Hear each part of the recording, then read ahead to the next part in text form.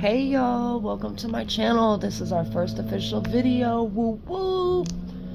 This is going to be a reaction video. This is going to be a crime show channel. This is going to be a shorts channel. This just whatever we're feeling in the day. You know, get ready with me. I was gonna say go to bed with me, but that is not accurate. You know, just everything. We're just gonna do everything because in my life there's just a little bit of everything. So we're just going to just wing it. This is the Emmanuel Harrow case. If you do not know what that case is, that is a 7-month-old baby boy was unfortunately, as we believe, unalived by his mom and his dad, if that's what you would like to call them.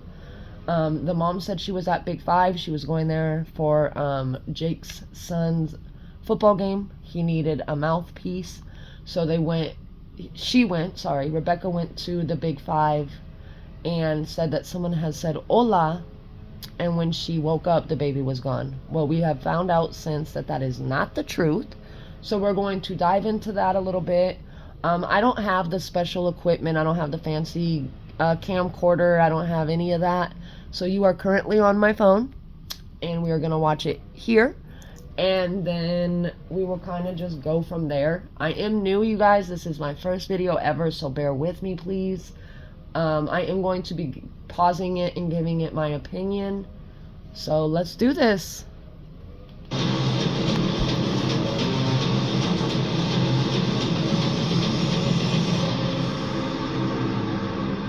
I'm Vinny Politan. The subject of my investigation is the tragic disappearance of 7-month-old Emmanuel Harrow, whose parents reported him abducted, but now mom and dad are locked up, and we're learning a lot more about the investigation. Here's the story. The disappearance of 7-month-old Emmanuel Harrow in Riverside County, California has shaken the community to its core. At first, his parents, Rebecca and Jake, pleaded for help, claiming their infant son had vanished without a trace, taken by a man who said the word hola and then knocked out Emmanuel's mother. But as investigators dug deeper, troubling contradictions surfaced, unraveling a chilling reality. Authorities believe Emmanuel's parents, the very people meant to nurture and protect him, are responsible for his disappearance. How did they get those flyers so fast? Sorry. How did they get the flyers so fast? And how come there is no emotion on those flyers? Missing kid? Are you kidding me? The search for Emmanuel has become a desperate mission, fueled by both hope and grief. A child so young, so vulnerable, ripped from safety under the most unthinkable circumstances. And prosecutors say it was his own mother and father who are responsible for this horrific act. And the search for Emmanuel has not ended. They still have not recovered this little boy, despite the fact that mom and dad have been charged.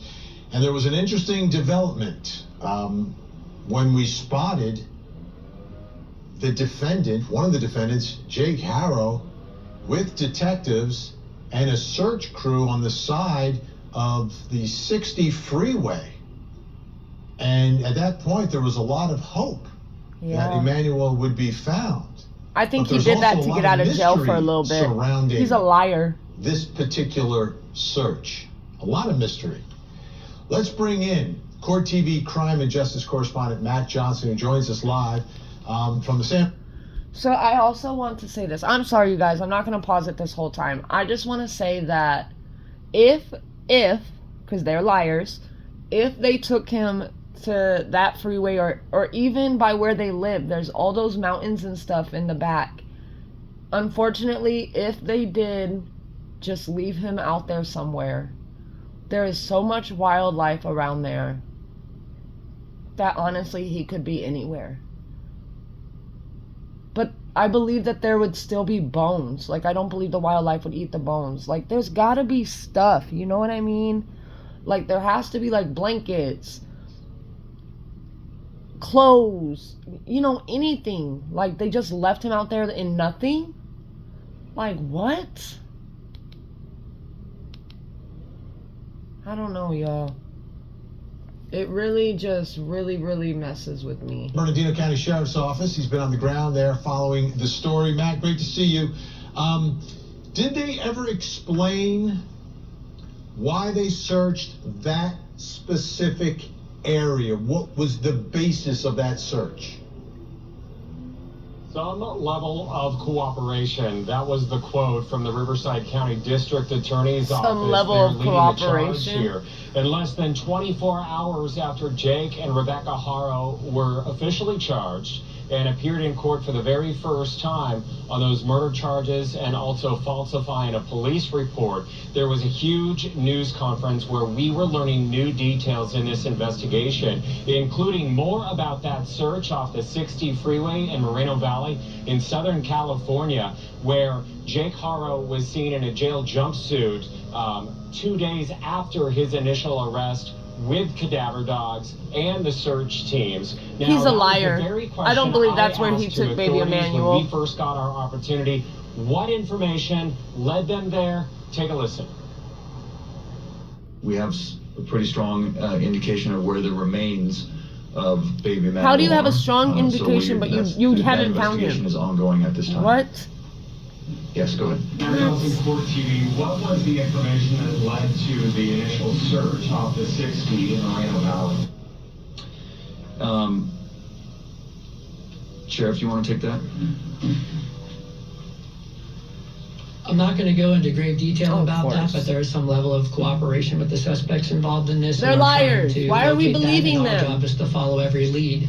But for the rest of the room here, we have to understand what you're dealing with is an experienced child abuser Oh, that is aware of a previous case, that is aware of evidentiary things that we are certainly concerned with. So we're going to take every step to not only work with any suspect or witness involved in this, because at the end of the day, we have to bring a case to Mike and they have to charge it, and we have to make sure that every single thing, no matter oh, what I is hope told to neither us one and of what we them ever discover in get to terms see of the light of evidence day again. is the right thing, and that we followed up extensively. And that's still even being generous.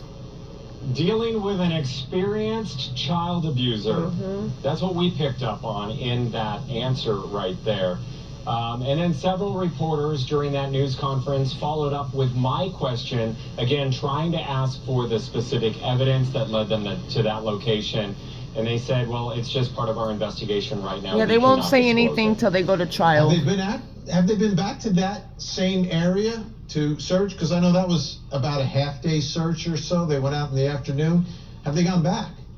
Still unclear at this No, point. they in have time, not gone Vinny, back. because We could I know that see, we y'all. went We there could see. several times That is the following, only time the we have initial seen search them 2 in days that after these parents location. were arrested when he was Like, seen come there on the on. 24th of August in that brush area off the 60 freeway.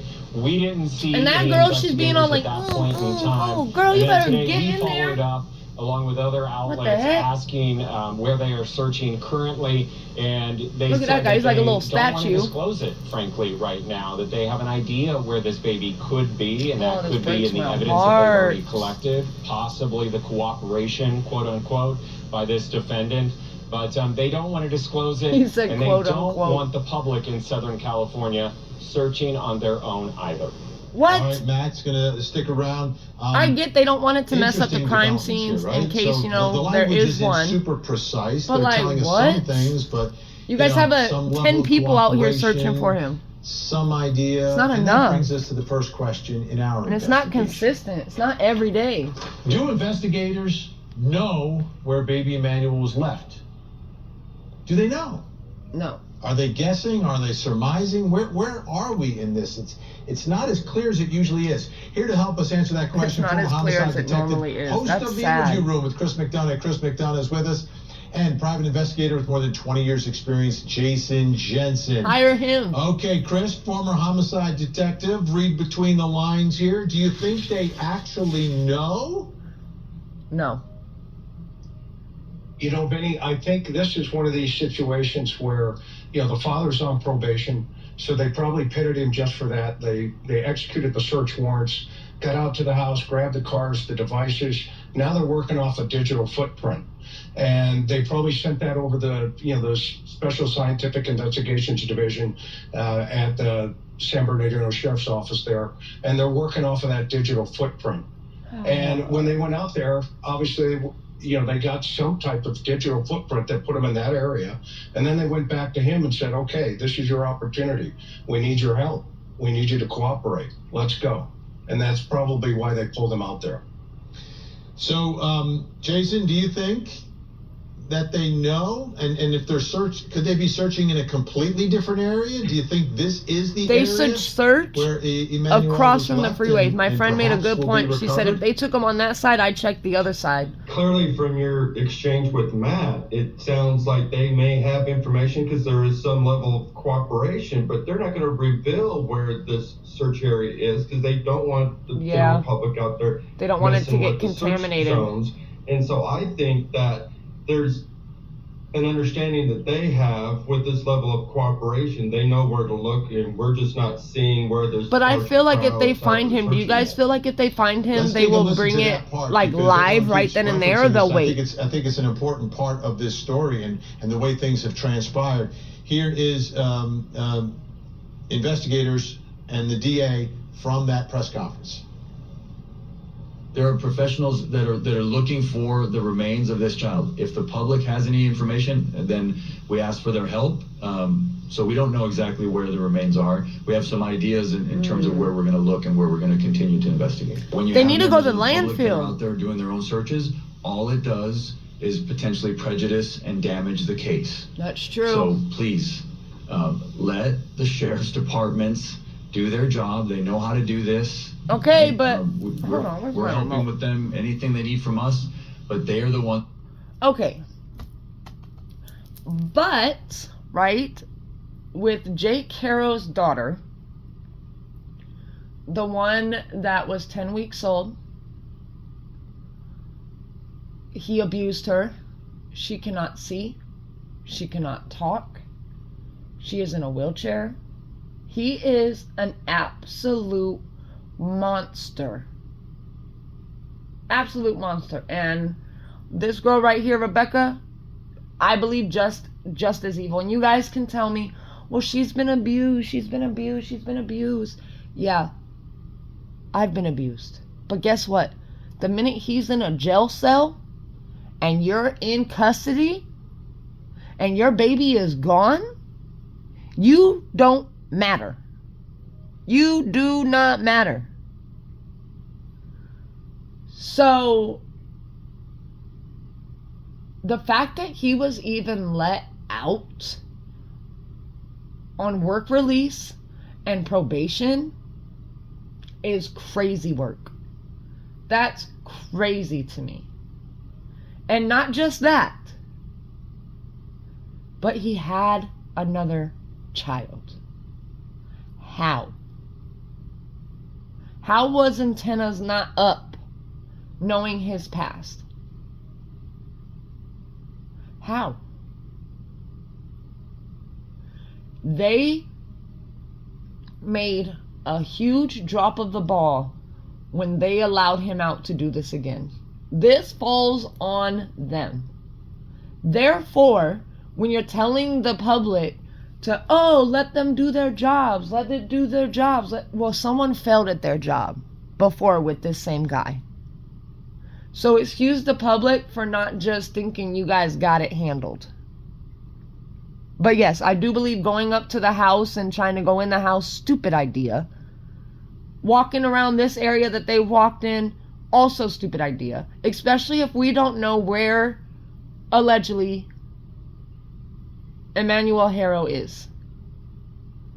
Okay, you can be walking, stumble across him, great. But guess what? Your footprints now entered the chat. So I understand where they're coming from. But I also understand where the public's coming from. Like, how could you not? Is driving this investigation, and they will track down every lead. I have Sorry, all you the guys, I don't know confidence how in to both make of that these, disappear faster. Great sheriffs and their great learning. departments. Yeah, Chris, this is interesting to me because you're talking about a tiny little baby that has not been found. Each day, evidence I hate to refer to a baby as evidence, right? But Yeah. they're telling us that this baby is dead. Mm-hmm. So now evidence to get justice for the baby disappears each day. Justice I know for what happened Emmanuel down Harrow. in Orlando, Florida, when they didn't find Kaylee Marie Anthony. When they didn't find her, the weather came in, the bugs came in, the critters came in, and in the end, there wasn't enough evidence to convince a jury. Gosh, Why are they no. saying no to anyone helping? Oh, let's see if I'm right, You know, y'all. Benny, they're already at a 9-day deficit, right? Yep. According to the information that we have. So, of course, if that child was deceased almost Last day the first that day, Emmanuel and Harrow then was we don't seen know what happened to was his body. August 5th. Remember, they hit that house pretty strong. He was reported and they even pulled August up the 14th. floorboards. So that tells us they had a lot of blood activity inside of that house. What did And- I just say? Hold on, y'all. See my big old to mouth? the information that we have. So, of course, if that child was deceased almost the first day, and then we don't know what happened to his body. Remember, they hit that house pretty strong, and they even pull up the floorboards. So that tells us they had a lot of blood activity inside of that house. And now when you move that body to, you know, an outdoor environment such as this, you know, you're going to have to go up against the elements. You're going to have to go up against, you know, animal activity, Oh my God, etc. that's what I said, y'all. And that canyon where, you know, the baby may be off of the 60 there, there's a lot of coyote activity, you know, rats, that kind of stuff. And so they are up against the clock, but I think they're confident enough. My belief is with that digital footprint that he was out there at some point. Yeah, and Jason, that's, I get back to that statement, Jesus, some fix level it. of cooperation. Like, either you tell us where the baby is or you don't. I don't know what, like, what are they giving, like, dropping little clues? That doesn't make sense to me in terms of why someone, it's impossible to get inside the head of someone who would abuse a baby. That's Jake Harrow, has been convicted of it already. Yeah. But providing some level of information, right, some level of cooperation, like you either know They better not give where him you no buried type the of deal baby either. or left the baby, or you don't, you're going to tell them or you're not. That's the part that's got me confused, because it seems that there's more than one area that may be in play here. Mm-hmm. Right. And situations like this, I typically want to take off my missing persons investigator hat and put on my defense investigator hat. And that's where I would want to encourage, as part of the team, to say, hey, this requires full cooperation. Otherwise, you know, going after a malice murder versus manslaughter or something in the my middle God. is off This the case table, makes me because so they're only angry. going to assume malice if you don't get the full recovery of a body. Oh, look, his feet That's hurt. true, Get right? your If it ass was an in the car. accident, you Sorry, would want YouTube. the body, because then you could prove scientifically that it was some form of an accident. All right, guess you're going to stick around. Coming up next, why would Jake Harrow allegedly abuse another baby? This is his daughter, I believe, y'all. Come to you guys asking you to help us find our son. There's no real emotion. There's no real emotion from him or her. None. Oh, Lord have This mercy. case was unlike a normal murder case. Before the new season of Victim to Verdict, catch up on every episode of Court TV's original true crime series, Did she ever believe that she was ever going to get away with it? featuring the most compelling God. cases. People are dug in on both sides with every twist and turn. She killed my daughter, and he married her.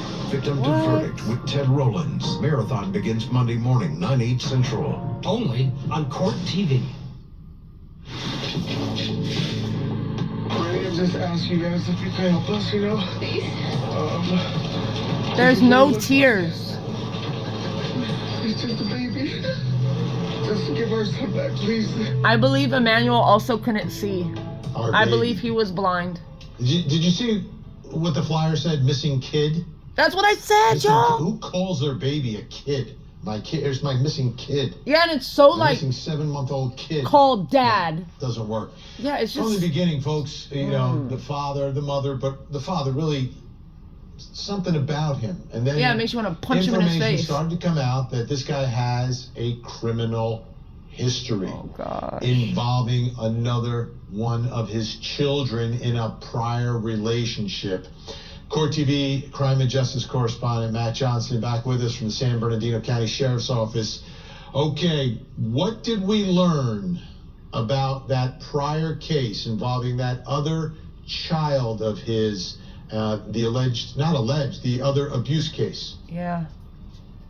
Yeah, definitely. He was in the system before, so we were hearing from the Riverside County District Attorney's Office and the DA. He was very impassioned when he was talking about this situation, saying that the system not only failed baby Emmanuel, 7 months old, but also one of his siblings, because there is a court case where Jake Haro was involved in with injuring an infant, where he was in the system, went before a judge, should have been sentenced to prison. That's what the DA associated with that case was pushing for. But then the visiting judge in the case sentenced him to probation. Take a listen.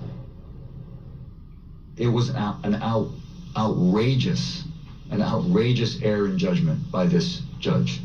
And I don't have any problem saying that. I'm not attacking the judge personally. That decision was absolutely outrageous. Mr. Haro should have been in prison at the time that this crime happened. And if that judge had done his job as he should have done, Emmanuel would be alive today. And that's a shame, and it's an outrage. And I hate to say that, but when our criminal justice system breaks down, I'm going to just call it like it is and tell you it broke down. I want to read to you the injuries. Oh, this is heartbreaking. The child's name is Carolina. Not anymore. She's still alive today, but she is permanently bedridden. She has permanent damage, cerebral palsy, that is a result of long-term child abuse. That baby girl, again, suffered head injuries, numerous, several fractures. Again, you heard right there. Her Never skull. going to be the same. Life changed forever. And then baby Emmanuel, presumed dead, and at the hands of this same father, according to authorities. Unbelievable, Matt. Unbelievable. You know, he got a deal, like probation for that. So that's crazy. What we're saying is that this defendant was able to walk out of that courtroom. Yeah, you can smoke marijuana and get a year. Like, what the heck are we talking about? Walk. Not that you should. I'm just saying. Unreal. Matt's And it's just, it's unreal. It's not adding up to me. Matt's gonna stick around. That brings me to the next question, because think about this. He gets a break. The judge literally tells him in court, "I'm giving you a break. Don't get into trouble." Why would Jake Haro allegedly abuse? Because he's sick and evil. Baby. He's evil. That's You're why. convicted of abusing a baby. That the injury is so severe that baby Where was CPS? will never walk again. And now he's allegedly abused another baby who likely is not breathing, is likely dead, according to investigators. Men are so blunt. Here to help with our investigation, psychotherapist, like, CEO of Life Counseling he's Solutions, not Dr. here Jenny with us Lacey, any longer. and author and certified mental health counselor, Sharonda Brown. Dr. Jenny Lacey, I'll begin with you. You're in court, and the judge says, "I'm giving you a break." You know that your own daughter now will never walk. Will never walk because of what you did. How could someone then walk out of that courtroom and then abuse another baby? We're not talking about child abuse here. This is baby abuse. The daughter was 10 weeks old when he was Whole different abusing scenario. her. How can that happen, Dr. Jenny Lacey? You said it, Vinny, a whole different scenario. And, you know, we have to address exactly what you just mentioned, him walking out of that courtroom. First, I mean, is just the fact is, first, there was a system failure. We know that when individuals that have serious child abuse convictions, like in this case, when they receive lenient sentences or inadequate monitoring, the risk to other children remain elevated. We know this, right? The research backs this up. It consistently shows that without intense intervention, the rates of repeated behavior remains dangerously high. But when we look at this situation, we know that in cases similar to this, when individuals have previous convictions for child abuse and they now face new allegations involving, in this case, another infant, we know that there's an escalation pattern that occurs. And with this system failure, there was an opportunity to have intervention. There was an opportunity to save Emmanuel's life, and it was complete a system failure. But there's escalation patterns that we know when there's experiences of potentially his own childhood trauma, his own abuse, and not having any type of intervention. It doesn't matter if you yourself went through it. You don't do it to children. You don't do it in general, but you don't do it to children. Sharonda Brown, it's shocking, it's outrageous, but how could someone do that to a baby, get a break, not serve time behind bars, and then turn around and allegedly do it again?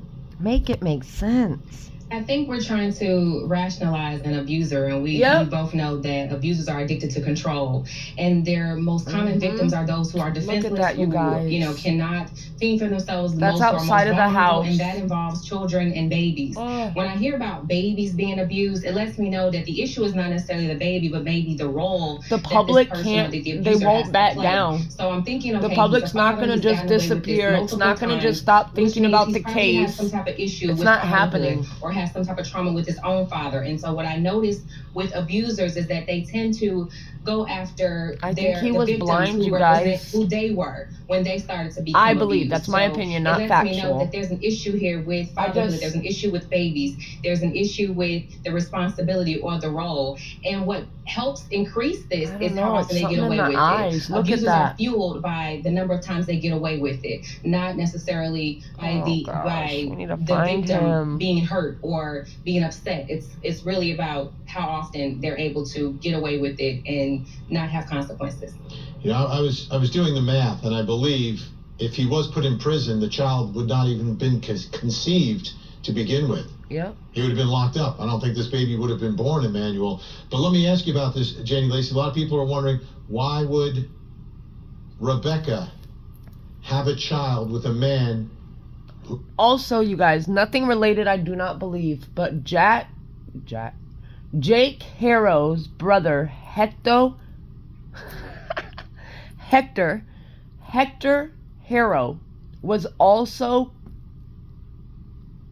found unalived in the same home. So Rebecca and Jake's home, the brother Hector Harrow was also found dead at the house, the same house that Emmanuel Harrow resided in. So I don't know what happened to his brother, but I also think that that's very strange. Who put his child in bedridden for the rest of her life by abusing her. Why would someone even decide to have a child with someone like that? Well, Vinny, we see this all the time in these toxic dynamic relationships. So my assumption would be that Rebecca has her own set of challenges, and perhaps, you know, her addiction in particular to him and wanting to please him, that they will sacrifice their own children, they will abandon their own self to constantly get the validation or, you know, chase this empty love from their partner, to the detriment of what we're seeing here. So when we look at women in particular that have their own trauma history, that have abandonment issues, you know, their own core wounds, they will pair with people potentially who will, it's what we call trauma repetition, that they will feel the same thing over and over and over again. They're trying to perform an audition and try to get that validation and that attention, to the point where children are abused, neglected themselves as well. You know, because I would imagine that there's probably some level of abuse in their relationship, would be my assumption when we consider Rebecca going along with this story for her own child. It's not an excuse. A lot of people are wondering about that black eye, where it came from. It's not an excuse, though. The baby is gone, allegedly. All right, up next. It's not an excuse. How do they prove Am I wrong? this murder case against mom and dad? Am I wrong? I don't think it's an excuse for her. I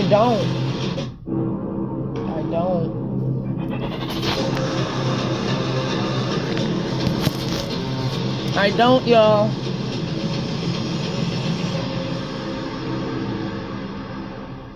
I'm Vinny Politan. We continue our investigation of the disappearance of 7-month-old baby Emmanuel Harrow.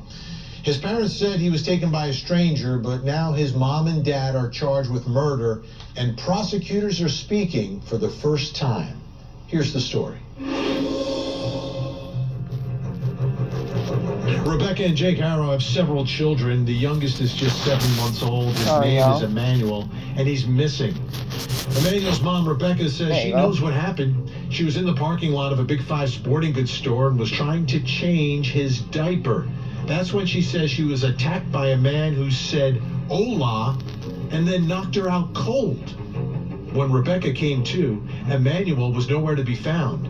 Investigators questioned her and confronted her about the inconsistencies in her story. Meanwhile, Emmanuel's father, Jake, was convicted of child cruelty back in 2018 when he abused his 10-week-old daughter, who now suffers from CP. Rebecca and Jake have been arrested and taken into custody, charged with the murder of this little angel. And the community is left wondering why and how would anyone do such a horrible thing to such an innocent baby boy. So this is a murder trial. This is a murder case, but baby Emmanuel has not been found. And that is a real hurdle that investigators need to overcome here. You've got to, you don't have the victim. And so many times in so many cases, the evidence that you get from the victim in a murder case is so important. Yeah, the autopsy. So incredibly important to tell the story of what happened and what happened to this little child. So let's try to figure out what is going on here. Let's bring back in Court TV crime and justice correspondent Matt Johnson live. Where are you in San Bernardino or Riverside tonight? I'm glad that you asked that, because we are here in Riverside County in front of the DA's office, and here is why. They're the That's lead where the court charging is on the case. But this is a case that really spans Southern California, the search for missing baby Emmanuel. You have a united force with San Bernardino County, the country's largest county. That agency working hand in hand with Riverside County on the case and searching for clues. Together, they have searched the couple's property in Cabazon. They searched, which is located in San Bernardino County, Riverside County. Then they also searched the area where the reported abduction, which turned out to be false. They're walking the trail. Get in the stuff. But they're working together. Why are we walking a trail? You think he walked down the trail and just was like, oh, I'll place him here? No, he's going to be in this stuff or stuff like that. Not on a trail. After finding out those inconsistencies in the statement on the initial report, that's where hundreds of hours of investigations have come in by our specialized investigations division to try to get to the bottom of what's really going on here. And when I say hundreds of hours, I'm talking about forensic data on vehicles, phones, and potential crime scenes, judicial authorized search warrants that were served. Forensically, there are a number of things that we were able to prove up that we're not going to be able to share today exactly how we did that, but there is a tremendous amount of evidence to suggest that the initial story posed was not the correct story. I can't comment on the evidence in this case, but what I can tell you is that modern homicide investigations are very tech heavy. And we have two very modern, cutting edge sheriff's departments in Riverside County and in San Bernardino County. And so, yes, what you mentioned was the high-tech crimes unit of the San Bernardino DA's office, their Bureau of Investigation. They assisted, and beyond that, I can't say what they found. That can't get into the evidence. But yeah, this case is going to be built on, like almost all homicide cases now. I hope this trial is televised. What's next is, first and foremost, the investigation will continue, and it's led by the San Bernardino Sheriff's Department, and then also Riverside County Sheriff's Department assisting, and then the prosecution will begin. We filed the case. The case will begin to work its way through the criminal justice system here in Riverside County. Sharing resources, overlapping counties. Everybody is all hands He's on lucky deck for that this DA's case not my today. husband, because This I is go truly home a like, case that what has happened? rocked Southern Like, I need to California. know everything. Now, this is just a 7-month-old baby, and it's a murder case, and you're charging 2 adults. Like, in my head, it's like it doesn't take 2 adults to murder a little 7-month-old. It shouldn't even take one adult. Gang up on him. I don't understand. Shouldn't even take one. What are they saying? Why are both mom and dad charged with murder here. Right, so both mom and dad charged with murder and also falsifying a police report, because remember, they reported this as an alleged abduction at first, which turned out to be false, leading us to today. They are both facing the same charges, and that is because authorities with the Riverside County District Attorney's Office says that they're both culpable. They are both involved in the abuse of this child, ongoing abuse, and that's what led to the death of this baby. They didn't get into the mom too, then, y'all. The mom that they believe, or the evidence that they collected that led to that thinking, but they're both responsible. Yeah, and they both should get the death penalty. Ongoing abuse. Okay. All right. Matt Johnson working overtime for us tonight. Appreciate it. Great work as always on the ground. Okay. All right. So, like, you don't have baby Emmanuel. You're charging both. Brings us to the next question in our investigation. How do they prove this? The blood in the case? house, the clothing evidence. How do you prove this murder case? I think this is a challenge. Obviously, we don't know everything they know, but still. Here to help answer that question, former homicide detective, host of the interview room at Chris McDonough. Chris McDonough is with us, and crime scene reconstructionist. You saw him in the Alec Murdaugh trial, basically brought it home for the prosecution. Dr. Kenneth Kinsey is with us as well. Great to have you both here. All right, Ken, what do you think? He said tech heavy. What are we talking about here, tech heavy?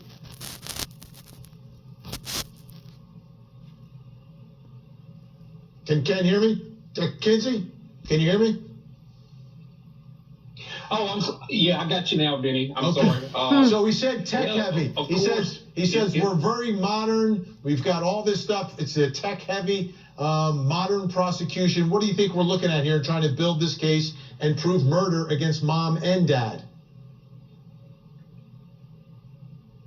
Digital evidence of cell phones, messaging on cell phones, location on cell phones, surveillance cameras to and from the home, anywhere in proximity to that location that the child was evidence from the house. From.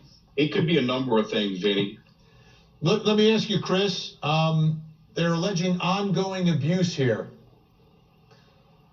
They don't have him. Yeah, Vinny. I don't know if he's been to a doctor. What do you think the evidence could be that they have that there was ongoing abuse? Yeah. You know, that's a great question because I think at this point, you know, outside of the forensics evidence that they're going to have, this is turning into a psychological game, right? Where, you know, you have to always remember that the best evidence ever in any homicide case is right out of the mouth of the suspect. So I think what they're doing is they're developing a shared trust with him, and they're kind of luring him in, and that they're putting pressure on him as the evidence continues to develop. And I think that's what the DA was saying there. Look, this is still an ongoing situation, and he's cooperating with us. So they're keeping him off balance. Let me ask you, Dr. Kinsey, can you put together a story, a narrative that could be told in a courtroom for the ongoing abuse and murder of a baby if you never recover the baby, if they never find Emmanuel? And if so, how detailed do you think that story could be here? Absolutely, Vinny. And I got to agree with Chris. When there's information that we don't know, some information that law enforcement has received, the courts have received up to this point, and as needed, they're keeping it in tight. But it all boils down to what the suspects tell them, being able to corroborate it, verify it, refute it, and they start building their case there. It's going to be difficult without finding the remains of the child, but I do believe it's a hurdle that can be crossed, and I believe they can accomplish that with this case. Chris McDonough, every time you hear about a case like this involving a child and a body is not recovered, or when the body's recovered, the autopsy doesn't reveal cause and manner. It takes me back to Orlando. It takes me back to that jury from Pinellas County that wanted to know exactly how Kaylee Marie Anthony was killed, and the prosecutor couldn't do it, and that woman was set free. So how do we prove that this wasn't an accident? You know, Vinny, I think one of the things that's going to play here is the fact that they're in front of the jury, i.e. the public, and saying, look, this child was kidnapped. They're going to unwind that story, and they're also Zanny the gonna nanny. She did the same thing. She said, Zanny the nanny took my baby. I'm with you, but I think on this one here, they're going to get into his click history, and if he has anything in there about injured children and how to handle them, he's toast. Boom. Especially with his past. Yep. Boom. Yep. Because he did do that in the prior case. Yep, that's true. When he broke the ribs of his daughter, who can no longer and will never walk. Yep. He did look that up. At 10 weeks, That's a you great guys. point. Yeah. That's why we bring him on the show. Chris McDonough, Dr. Kenneth Kinsey, great to see you both. Awesome insight. Still to come, what role has social media played in this case? Today's episode being brought to you by the number On la 10. tira. E for Emmanuel, still missing here in Cali Mesa, quite possibly Yucaipa. They show that having The lots DA of kids at home is one the of the DA best ways yelled to have at a on the child tira. succeed in school and beyond. That's why the scripts have. He got yelled at on the And tira. just, of Got course, yelled Matt at by in Johnson, the court, who's at the or not in the Riverside courts, County but in DA's the office. conference. What did officials say Sorry, y'all. about us, the media? I need to buy like a tripod or something. Well, the media, traditional media, has played a big role in this investigation, the tip lines, very helpful. But they also said this. They said that social media and some individuals have been hurtful. Let's watch. I want to thank all of you in the media for covering this, specifically the parents' initial statements to the public while we were trying to find Emmanuel. They became critical as we continued through this investigation. I just want to thank all of you for, especially the normal mainstream media. Oh yeah, the normal for mainstream your media that lies to attention us. to this and for your cooperation. Yep, the in this. normal mainstream media. Get the hell out of here.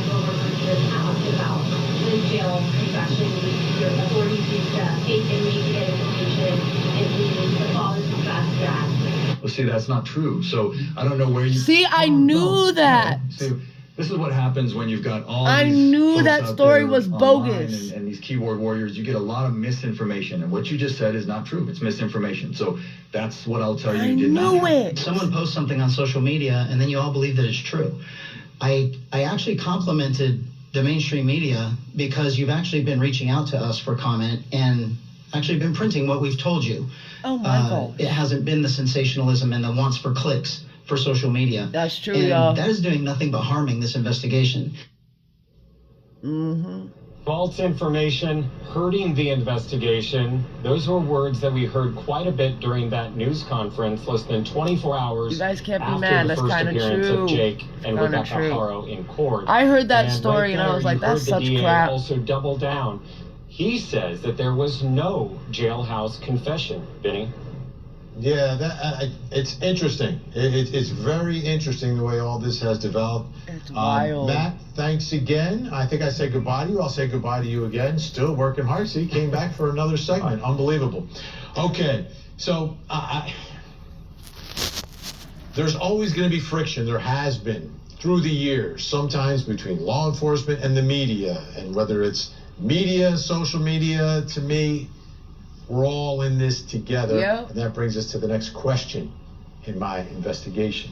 What role has social media played in this case? I think Here we've to been help helpful. answer that question, private investigator Sorry, Laura y'all. Bellucci, also very prolific on social media, and see if the I can man bring who it has up been closer. leading the coverage of all of this, the founder of There you On go. the Tira News, On Ahmed the Belozo, is with Tira. us as well. Great to have you both here. Ahmed, let me begin with you. What do you see as the role of social media in this story, which began as the search for a missing, abducted baby? I believe personally that social media plays a very, very important role in getting information out in real time to our constituents, as I like to call it, or my constituents. I can't speak for other social media creators because I tend not to. Okay, y'all. So that's basically the end of this. So let's just do a little recap. So I believe, let's talk about it. I believe that they were both abusive to Emmanuel. I believe that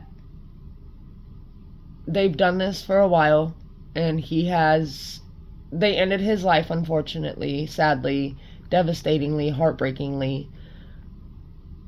No care in the world that he is just a baby. You know, he can't defend himself. He can't do anything. And you guys both decided to take his life. I believe he died at the house. I believe that is why he got rid of the baby clothes. They got rid of the pictures. They wanted to act like he was never there. And I don't know where they drove him to after that. But he was reported last seen August 5th. They reported him August 14th missing. They had 9 days in between that to plan something. And I hope and I pray that it is in the text messages what they did with him. But then I feel like if that was the case, they would have found him already. I don't know, y'all. This is heartbreaking. Comment down below what you guys think. Thank you so much for my first official video. I gotta rewatch it. I'm not gonna edit it. I don't know how to do all that, so I'm gonna post it. But I am gonna rewatch it to see what I can work on and everything like that. Thank you guys so much for watching. Let's have a blessed day.